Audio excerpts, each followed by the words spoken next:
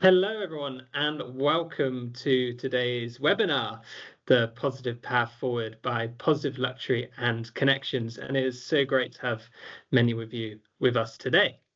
So for those who don't know me, my name is Sam, Head of Commercial and Tourism Promotion at Connections. Now, before we get started, just a few housekeeping points. As always on the webinars, please do place yourselves on mute throughout today's session, but there will be some chance for Q&A at the end. So on the top, you'll see a Q&A button. So please do utilize that throughout with any questions that come to mind. And we'll also open the floor at the end if you did want to unmute and share any questions as well. And during the webinar, there will be some elements of interaction, and these will pop up on your desktop on your screens. So we'll advise you when those are coming up. Now, it is my pleasure to be joined today by Charlotte Astor, Client Success Executive at Positive Luxury. Now, Charlotte has spent the past 2 years working closely with clients to drive ESG progress and support purpose-led initiatives. Charlotte brings experience across the luxury industry, having worked with companies such as Marriott, Bamford, Tom Ford Beauty, and Klaus Azul, and she is passionate about driving real change in luxury, empowering business to embed sustainability into their strategies and helping shape a positive future for luxury, for travel and hospitality. And today's session will share the growing importance of sustainability within luxury travel and designed to hopefully equip you with the knowledge and tools needed to future-proof your businesses. Now, with that, it is my pleasure to hand the word to Charlotte. But before we do, here is a quick teaser video introducing who is actually Positive Luxury.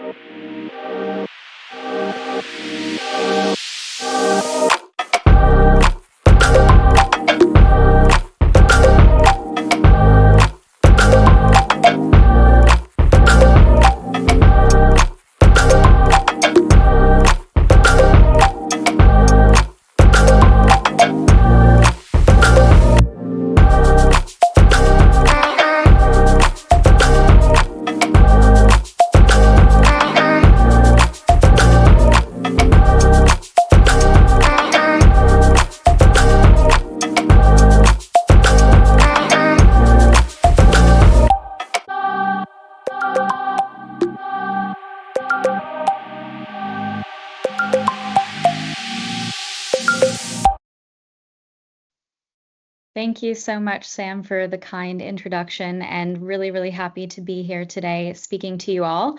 Apologies, the sound was not great on the video, but we'll be sure to kind of follow up with that after the presentation. But to introduce Positive Luxury and who we are, we're based in London, working with over 200 businesses in the luxury industry. We're very well known for the Butterfly Mark certification, which we created as a mark of real change for the luxury industry. Each brand that we work with has to undergo a comprehensive ESG assessment built on the foundation of international agreements, global frameworks, and standards. And we really believe in progress over perfection, difficult work over easy wins, and transformation you can trust in.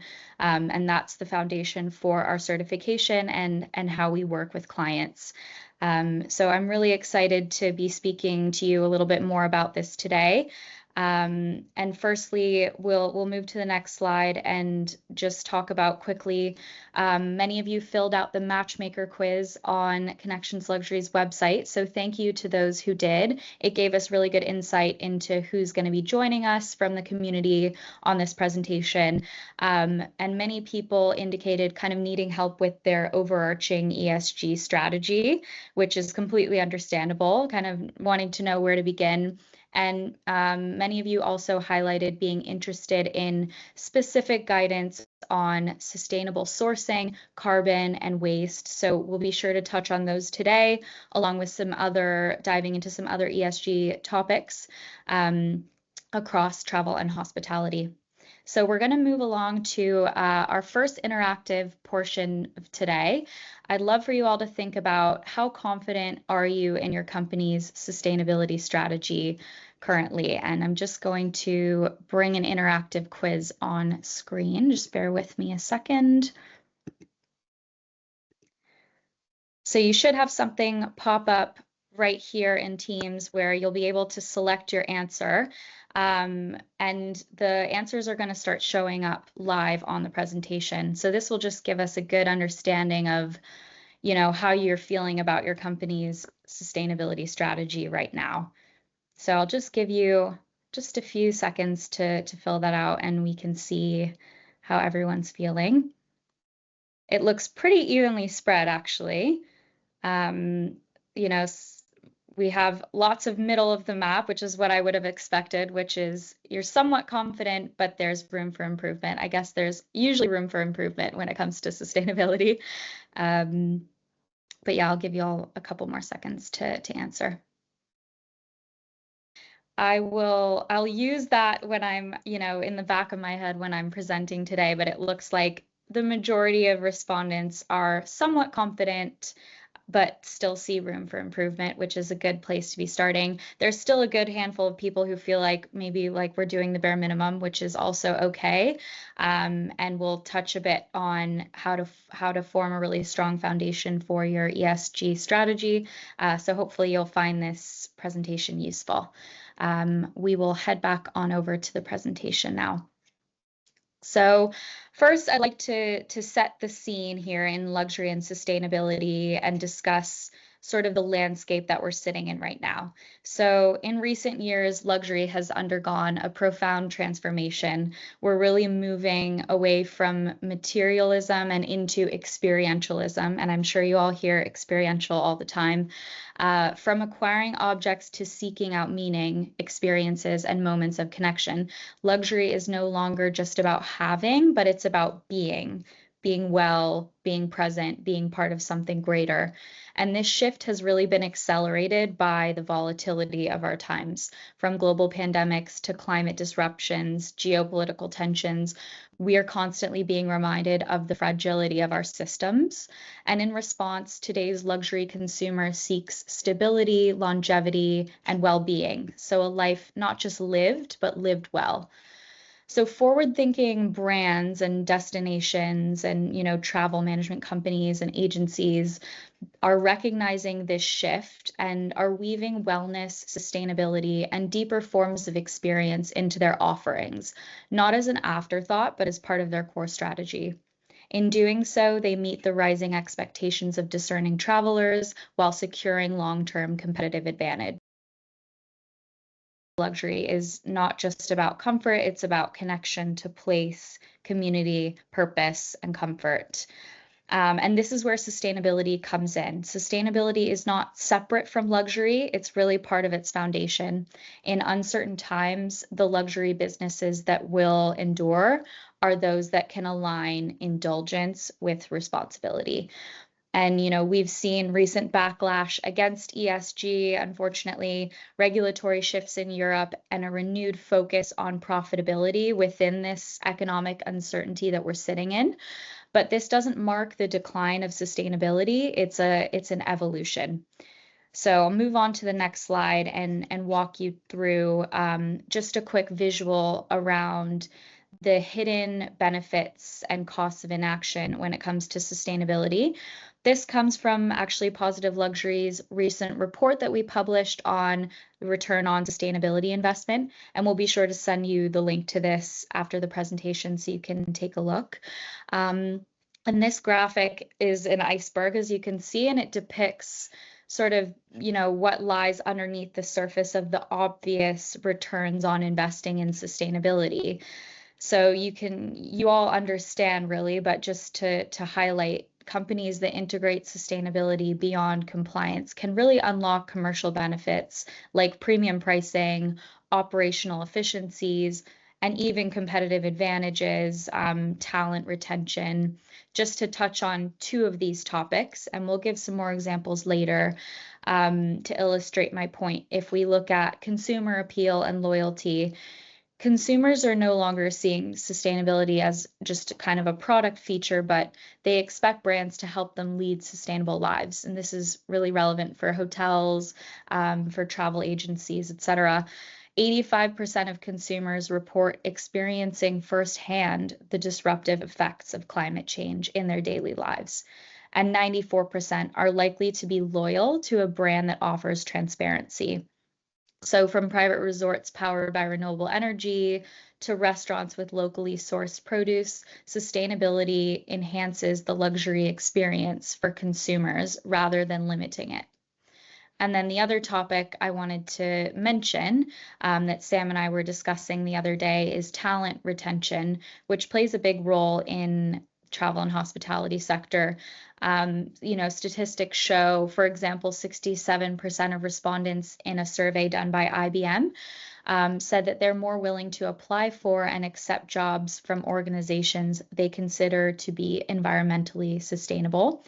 And there's also lots of statistics to show that when a business's mission and its actions align with the mission and drivers of the employees, they'll be more loyal and happier in their jobs. So this can actually be a lever for you retaining talent within your business as well.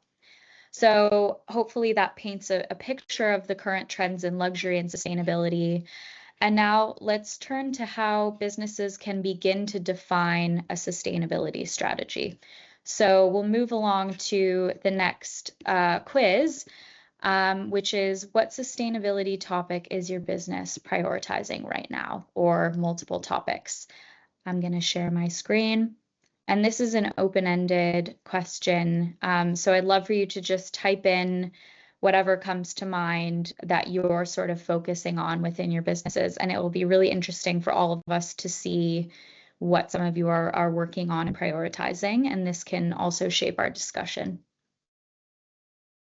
So I'll give a few moments for that.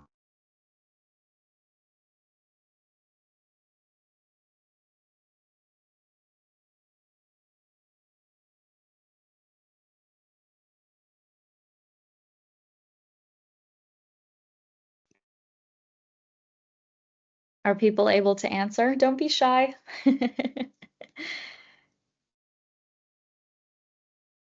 Might take a couple seconds to type out your responses. Perfect. Well-being and climate change. Those are very topical. Well-being is definitely a trending topic that a lot of consumers are focused on, and well-being can mean a lot of different things. We have sustainability through cultural preservation and responsible partnerships. Culture and community is a big one that we'll touch on later. Waste, that's a very material topic for the industry. Reducing climate impact, enhancing circular models. Circularity is a really great focus area as well. Carbon, local communities. Sam, do you have any thoughts on these responses? Does it kind of align with what you see in the community? Definitely. I think it's also quite interesting because I think there's such a variety of the journey, and where we see some people at the very beginning and kind of majority are also like starting that process. But I think what's interesting to see here is a lot of it is a focus on in the environment, and I guess communities as well. But what I've been interesting to see as well is how that, obviously positive luxury is more like looking at holistic as well across ESG. So yeah, it's interesting to see.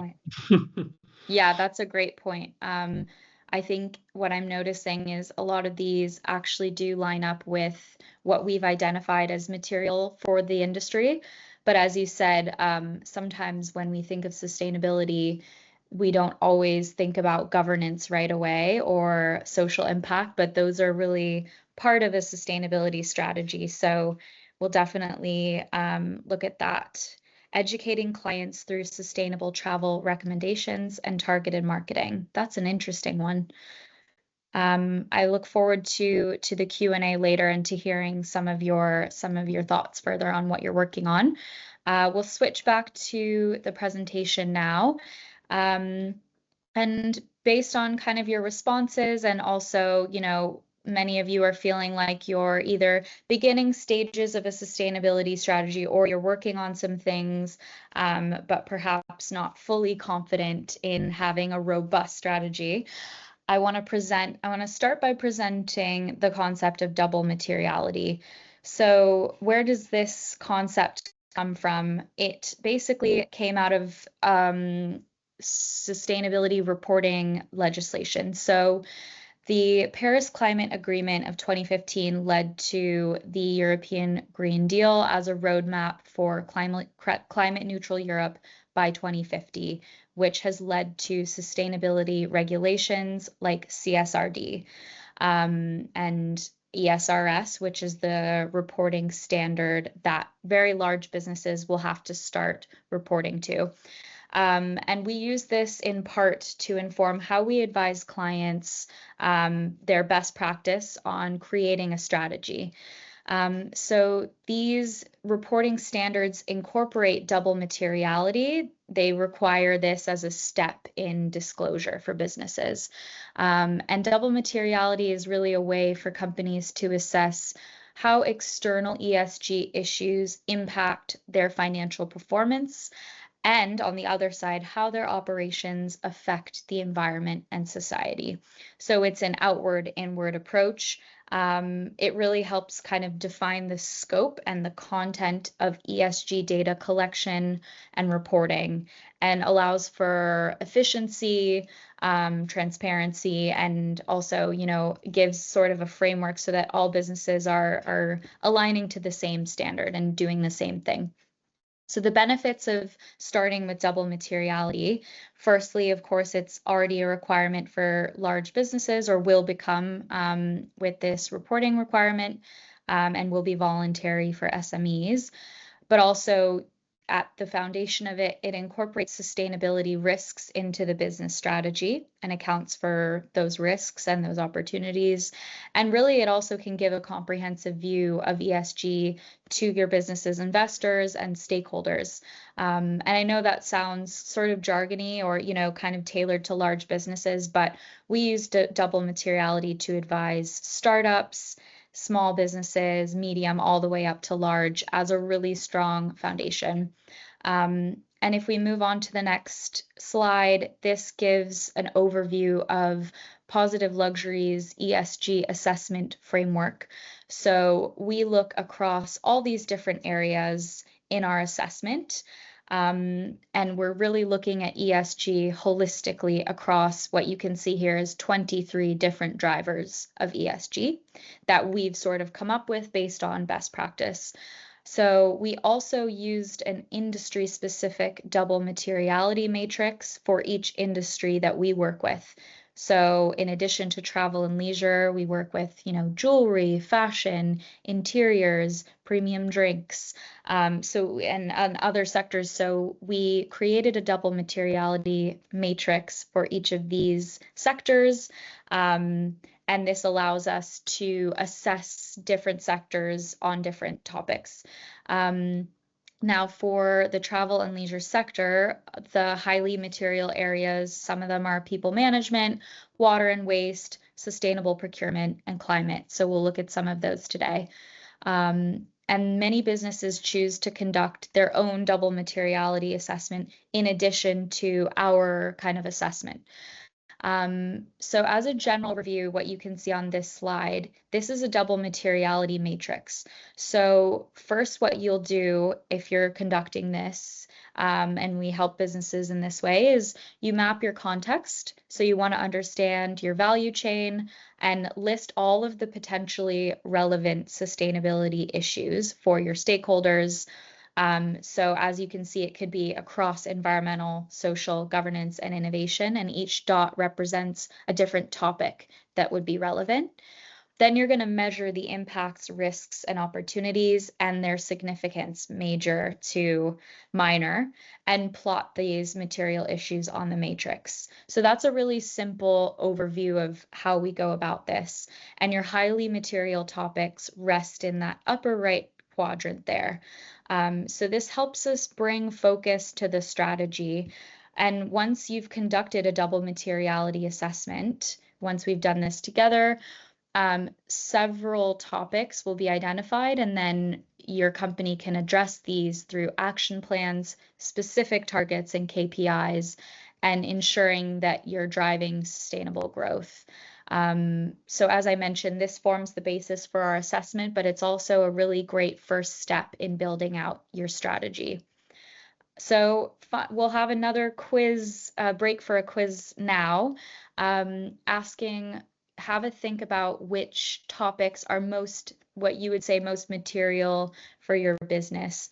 And this doesn't have to be a perfect answer. It's more an exercise to get you thinking about how you would rank topics based on what you think the stakeholders in your value chain will care about and what areas your business impacts the most. So I'm going to share this with you. And we have just 6 options here. I didn't want to include all 23, but feel free to rank these and they'll start to show on the matrix here. And it's, again, not a perfect double materiality, but it's more just to get you thinking about how we prioritize some topics over others in our strategy.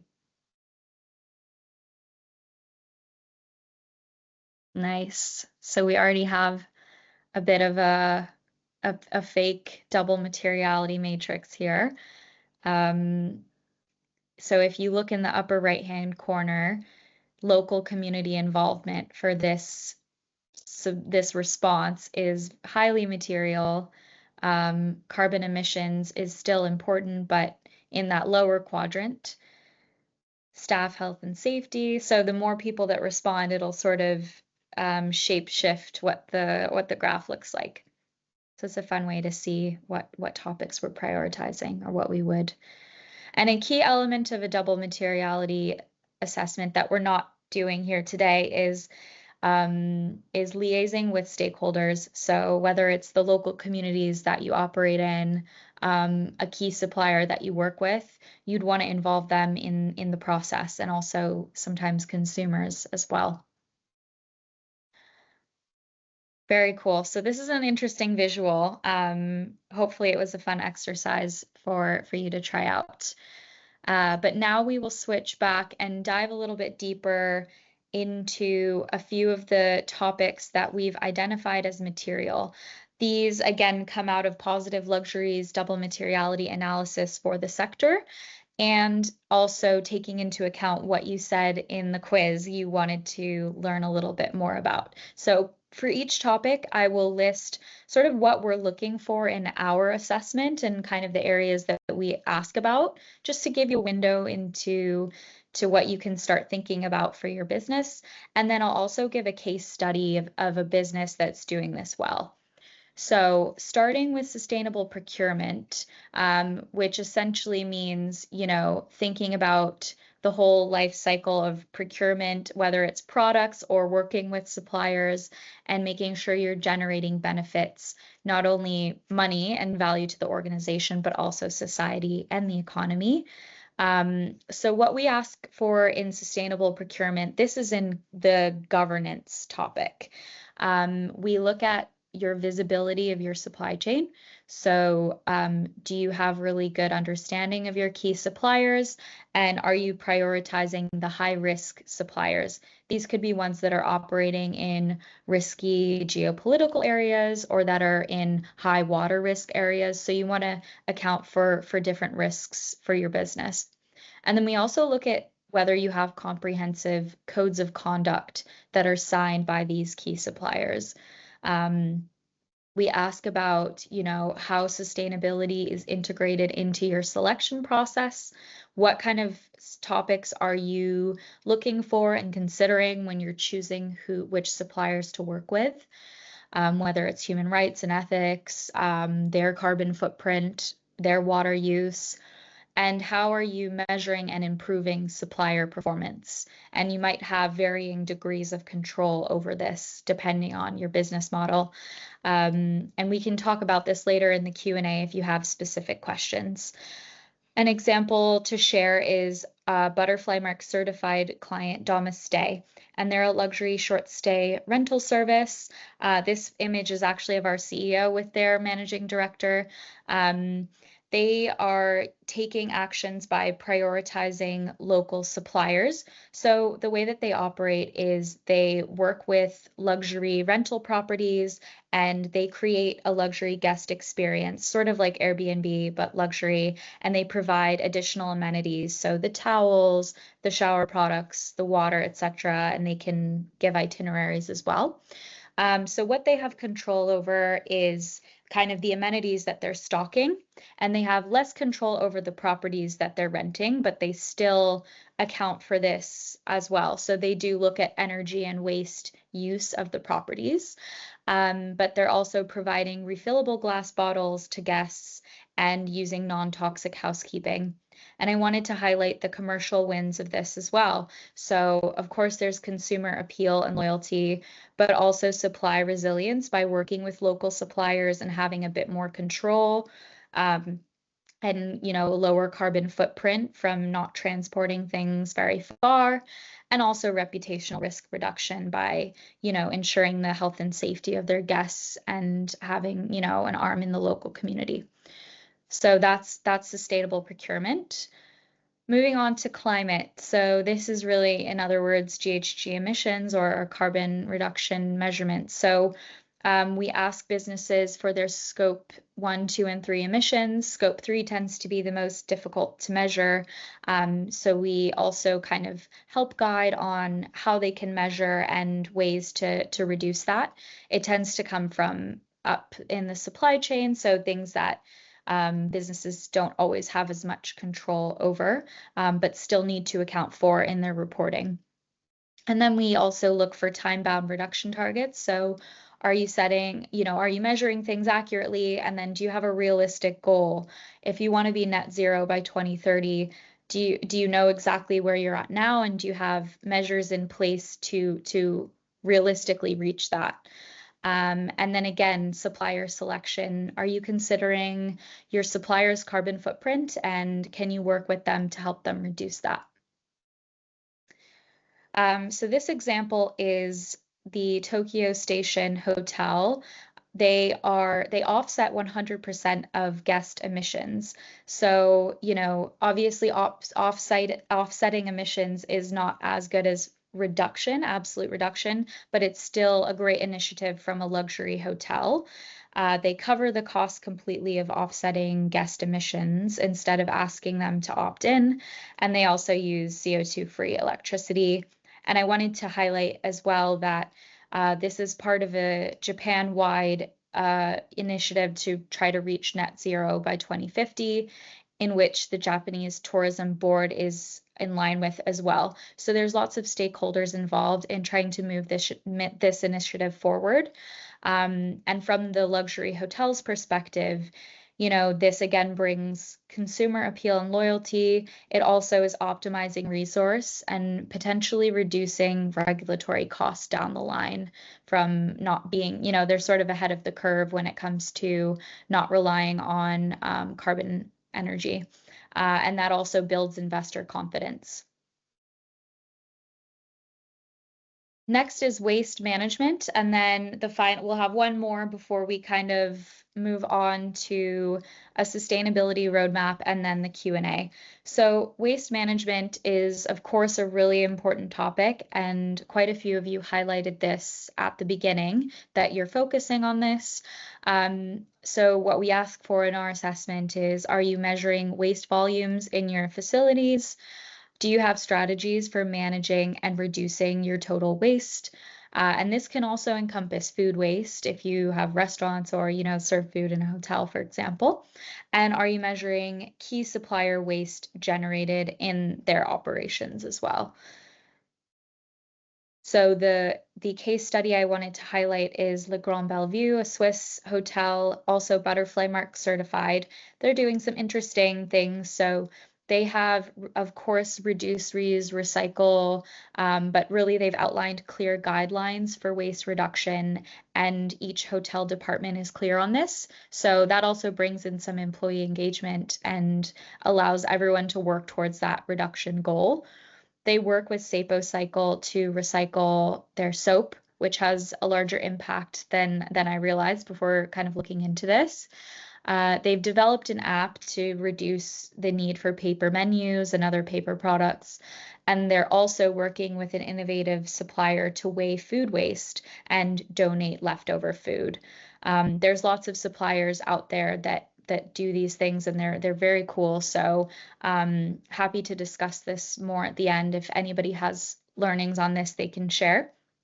And again, the commercial wins, premium pricing power, but also operational efficiencies. I also mentioned talent retention and competitive advantage. Le Grand Bellevue is aligned to the Swiss Sustainable Standard, which highlights hotels and travel businesses that are really doing well in sustainability. So by marketing themselves as sustainable as well, it sets them apart from their competitors in the region. The last topic we'll touch on today is community involvement. This is really important, and this falls into kind of the social category within ESG. What we look for is having a policy covering risk management, your community involvement strategy, goals, and assigning a person responsible for the community involvement strategy. We look for participation in community involvement initiatives in specific impact areas. So for example, is your initiative, are you focusing on local education, employment creation? Are you investing in tech, health, or maybe it's promotion of local cultural heritage, which is really relevant for this industry. And again, you would want to kind of look at your stakeholders and make sure that you're involving them in the process when deciding what you should kind of focus on for this, and do some industry benchmarking. And then have you conducted a political risk assessment? This is sometimes relevant depending on where you operate. So the final example is the Green Cove. They're a lovely butterfly mark certified brand and also part of the Connections Luxury cohort here. So wanted to feature them. They're a destination management company, and they partner with community focused NGOs in the destinations and experiences that they design. So for example, they work with an Estonia based charity, My Dream Day. So not only are they building stakeholder trust, working in the local communities, this is kind of a new revenue stream in a sense. It bolsters their reputation and again offers a competitive advantage for them over other DMCs.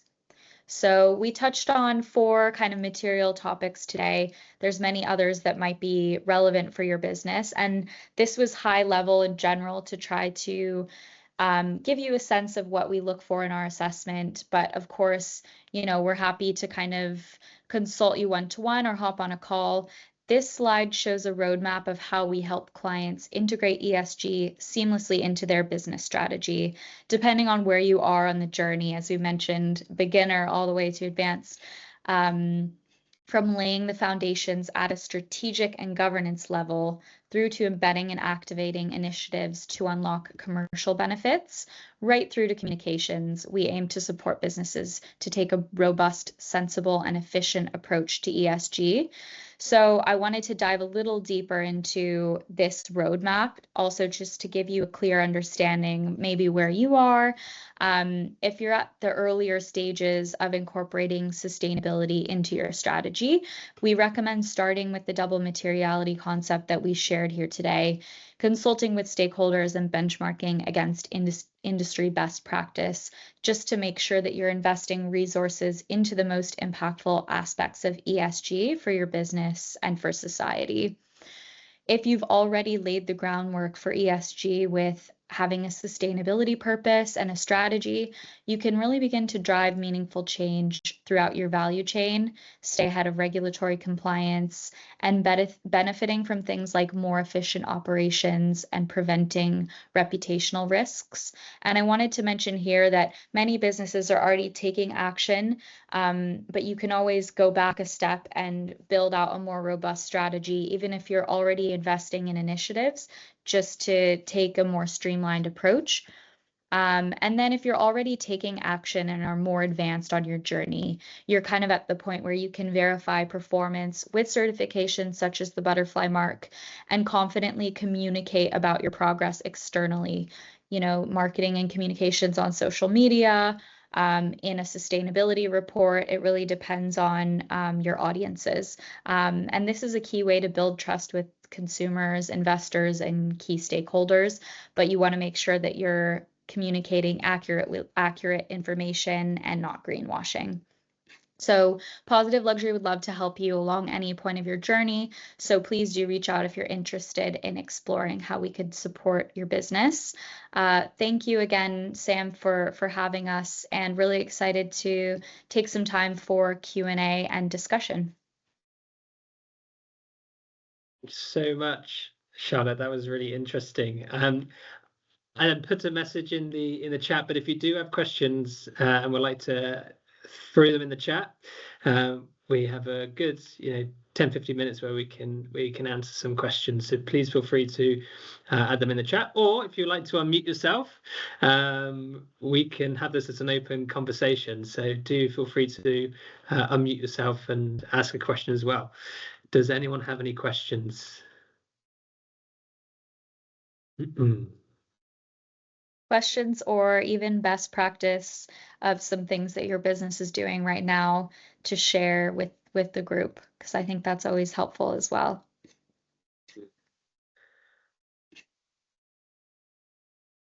Well, there's got to be one question out there.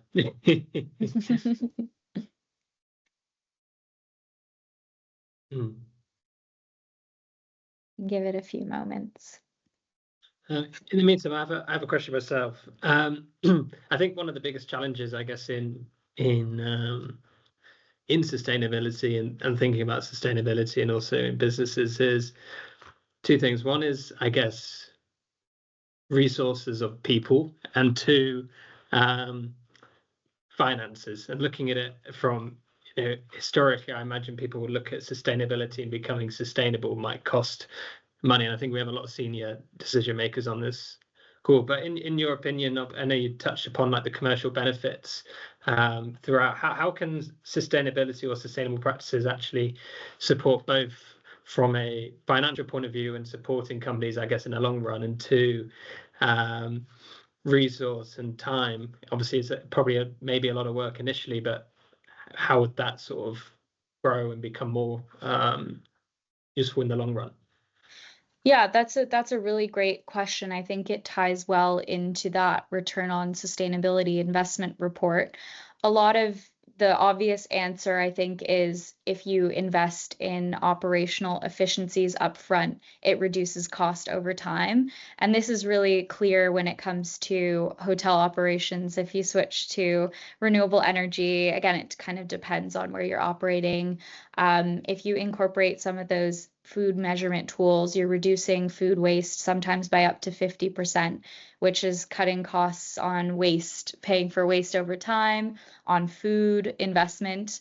So I think that's one, but the other side of it is resource, like you mentioned. I think if you're able to embed sustainability upfront really as part of the business and every role, it's less of an investment down the line of having to think about keeping up with regulation, thinking about, upskilling. If it kind of becomes embedded in your policies and the different roles that people have in your organization, then I think it reduces the resource cost as well later down the line.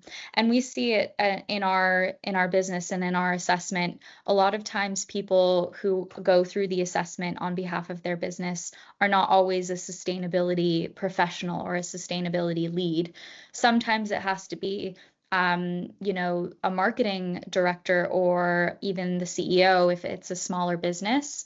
But the benefit of that is they really get a lot of value from considering ESG, and we always get that feedback that it helps them in their role, and it has knock-on effects within the business. So I think if you kind of have it embedded more holistically, it just becomes second nature and it doesn't become like an additional cost. Yeah, interesting. Thank you. And we've got a couple of questions coming. I'm going to, Christina added one here. For many of us, cultural preservation is central to our work in luxury travel. How do you see heritage and cultural sustainability fitting into ESG frameworks such as the double materiality, which can sometimes seem more focused on environmental metrics? That's a really great question. I think it's great to recognize that cultural preservation is really central to your work, and that is the beauty of doing a double materiality assessment is you have to look at your own business's unique context, the areas that you're operating in, and the stakeholders that you affect, whether it's kind of if you're working with locals in a different culture than where your headquarters are, or if you're a global business, you do want to loop those stakeholders into the conversation and have them be active participants in how you build out your strategy. And I think if you take that approach, you know, in some cases, the environmental elements or focus areas will be secondary to those cultural ones. So again, it really looking back at materiality, it has to be looked at uniquely for each business. So I think with Positive Luxuries ESG framework, which is more of an industry level framework, the great thing about the way we work is when we take businesses through the assessment, every business has an account manager that's reviewing their evidence and guiding them to improve. And so we look at you on an individual basis as well. So even though we're assessing you at that kind of industry level, we're able to take a bespoke approach where we understand that, you know, we expect you to have evidence in this area, but you know, you don't have water in your value chain at all. So your score will not be low in that area. So hopefully that kind of answers your question. Thanks, Charlotte. I think Thank it's you so also much. interesting. Great. Oh yeah, Thanks, absolutely. Christine. Thanks for the question. I think it's also interesting you mentioned there on industry-wide. I think ESG obviously is driven from the financial industry as well, and that's where that sort of initial framework came from. So for companies who are looking at potential growth or investment, it's obviously a good starting point because they'll need to show that evidence as they're potentially looking for a potential investment or, you know, further support. Yeah, exactly. We have a question here from Yeshna, which says, can you speak more about the sustainability themed regulatory pressures that have come up over this past 6 months that are specific to the luxury hospitality brackets hotels in particular? So in terms of regulatory pressures when it comes to sustainability at large, I think unfortunately the global regulatory kind of space is still not moving as quickly as we would have thought. And the way that manifests for hotels, I'm not an expert on regulation, so I think it would be best maybe to set up a chat separately with you and be happy to do that. But it has to do more with your local, where you're operating locally and what the regulations are around energy, water, waste. So it kind of depends on what geographies you're operating in. But again, unfortunately, there aren't really overarching sustainability legislations in play right now. So CSRD is why we've based our framework on that. That's the most advanced, the European one, and kind of has moved forward the most quickly. So we sort of monitor day by day and look to see how it evolves. That's great. I mean, I think there's a key point there is each destination you're in kind of has sometimes have their own regulatory positioning. So it's very much a case by case as well of how is there's a global stance, of course, with the goals, but it's very much driven by destinations and I guess private sector within that as well. Yeah, exactly. Great question here from Renee. Travel, hospitality, fashion, and food increasingly overlap. Where are you seeing some examples of these industries collaborating to share challenges and lessons? I think that's a really great question. Oh, I love that question. That's so great because that's kind of what positive luxury does. So you've teed me up here very well. But I think what we see, having worked across many different sectors, is absolutely that we can take learnings from each other. We're also seeing the benefits of collaborating actually in a commercial sense. One interesting example off the top of my head is, we've seen like Fleming's Mayfair and Miller Harris, who are both Butterfly Mark certified, offering package to hotel guests to do a luxury perfume sampling workshop. And this creates a new revenue stream. They're both aligned on their values. And I think it's really interesting that they've connected over that. But when it comes to, hospitality, fashion, food, I think the future businesses, or the businesses that are doing well, are thinking about farm to table, experiential, and the conversation is rapidly evolving. So there's so many exciting examples of this, and I'd be happy to send you a few articles or case studies after the call, Renee, if that would be helpful. Thanks very much, Charlotte. I'm glad it's helpful, Renee.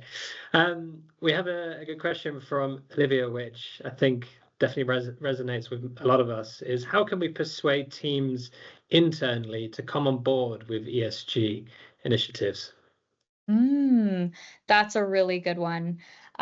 Especially when it comes to hotels, and I mean, anyone in travel and hospitality, there's lots of different levels and roles that need to get on board to activate an initiative, right? So you might need to liaise with the chefs in the kitchen to help them understand why food waste measurement is important, and train them on this new AI tool that you're using in the kitchen.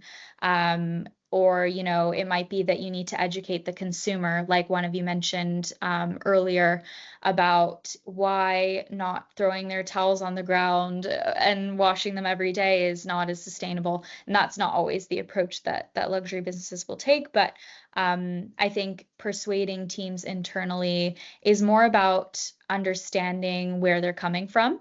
And, we're all people at the end of the day. So getting a team on board with an ESG initiative is the same approach you would take with getting them on board with your mission, your values, why you do what you do.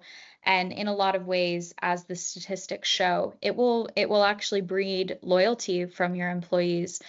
So there's a lot of value from that. If you're a C-suite level executive at a larger business, I would encourage you to think about how you communicate your mission, whether you've consulted employees and stakeholders, what values do they have, and how can you use their language to help them understand. And sometimes it's just about making information readily accessible as well, right? Like putting instructions up, making sure people are onboarded and they know the waste management process, they know the energy process. So you really want to think about embedding it throughout in all the different key areas of operation. That's really useful answer. I think as well as you say, sort of like being transparent and building that trust and sharing accountability. This is our end goal, or this is our goal to achieve. How we as a team are going to get there, and being transparent where the position you're in, the challenges we're going to face, and get everyone on board to try and move towards that one direction as a business. Yeah. We had another sort of final question I can see here, but how does Positive Luxury approach data management and validation? This is from Ishna again. Thank you, Ishna.